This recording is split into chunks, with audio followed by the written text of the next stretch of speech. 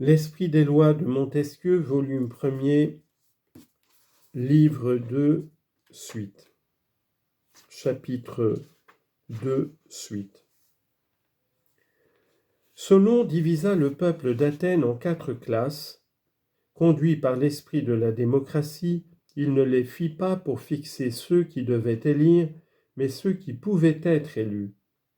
Et laissant à chaque citoyen le droit d'élection, il voulut que dans chacune de ces 4 classes, on pût élire des juges, mais que ce ne fût que dans les 3 premières où étaient les citoyens aisés qu'on pût prendre les magistrats. On lit en note Denis d'Halicarnasse, éloge d'Isocrate, page 97, fin de note. Comme la division de ceux qui ont droit de suffrage est dans la République une loi fondamentale, la manière de le donner est une autre loi fondamentale. Le suffrage par le sort est de la nature de la démocratie. Le suffrage par choix est de celle de l'aristocratie. Le sort est une façon d'élire qui n'afflige personne. Il laisse à chaque citoyen une espérance raisonnable de servir sa patrie. Mais comme il est défectueux par lui-même, c'est à le régler et à le corriger que les grands législateurs se sont surpassés. Solon établit à Athènes que l'on nommerait par choix à tous les emplois militaires et que les sénateurs et les juges seraient élus par le sort. Il voulut que l'on donnât par choix les magistratures civiles qui exigeaient une grande dépense et que les autres fussent donnés par le sort. Mais pour corriger le sort, il régla qu'on ne pourrait élire que dans le nombre de ceux qui se présenteraient, que celui qui aurait été élu serait examiné par des juges. On lit en note Voyez l'oraison de Démosthène, De falsa legate et l'oraison contre Timarque, fin de note. Et que chacun pourrait l'accuser d'en être indigne. On lit en note. On tirait même pour chaque place 2 billets, l'un qui donnait la place, l'autre qui nommait celui qui devait succéder, en cas que le premier fût rejeté. Fin de note. Cela tenait en même temps du sort et du choix. Quand on avait fini le temps de la magistrature, il fallait essuyer un autre jugement sur la manière dont on s'était comporté. Les gens sans capacité devaient avoir bien de la répugnance à donner leur nom pour être tirés au sort.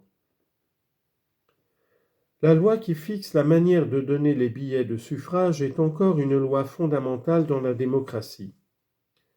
C'est une grande question si les suffrages doivent être publics ou secrets. Cicéron écrit que les lois qui les rendirent secrets dans les premiers temps de la République romaine furent une des grandes causes de sa chute. On lit en note. Elle s'appelait loi tabulaire. On donnait à chaque citoyen 2 tables, la première marquée d'un A pour dire antiquo, l'autre d'un U et d'un R, uti rogas, fin de note. Comme ceci se pratique diversement dans différentes républiques, voici, je crois, ce qu'il en faut penser. Sans doute que lorsque le peuple donne ses suffrages, ils doivent être publics. On dit en note, à Athènes, on levait les mains. Fin de note. Et ceci doit être regardé comme une loi fondamentale de la démocratie. Il faut que le petit peuple soit éclairé par les principaux et contenu par la gravité de certains personnages. Ainsi, dans la République romaine, en rendant les suffrages secrets, on détruisit tout. Il ne fut plus possible d'éclairer une populace qui se perdait. Mais lorsque dans une aristocratie le corps des nobles donne les suffrages, comme à Venise, ou dans une démocratie le Sénat, on lit en note, les 30 tyrans d'Athènes voulurent que les suffrages des Aréopagites fussent publics pour les diriger à leur fantaisie. Fin de note. Comme il n'est là question que de prévenir les brigues, les suffrages ne sauraient être trop secrets. La brigue est dangereuse dans un Sénat. Elle est dangereuse dans un corps de nobles, elle ne l'est pas dans le peuple dont la nature est d'agir par passion. Dans les États où il n'a point de part au gouvernement, il s'échauffera pour un acteur, comme il aurait fait pour les affaires. Le malheur d'une république, c'est lorsqu'il n'y a plus de brigue, et cela arrive lorsqu'on a corrompu le peuple à prix d'argent. Il devient de sang-froid, il s'affectionne à l'argent, mais il ne s'affectionne plus aux affaires. Sans souci du gouvernement et de ce qu'on y propose, il attend tranquillement son salaire.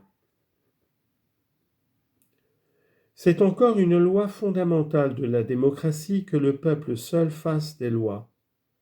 Il y a pourtant 1000 occasions où il est nécessaire que le Sénat puisse statuer. Il est même souvent à propos d'essayer une loi avant de l'établir. La constitution de Rome et celle d'Athènes étaient très sages.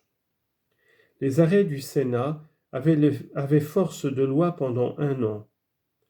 Ils ne devenaient perpétuels que par la volonté du peuple.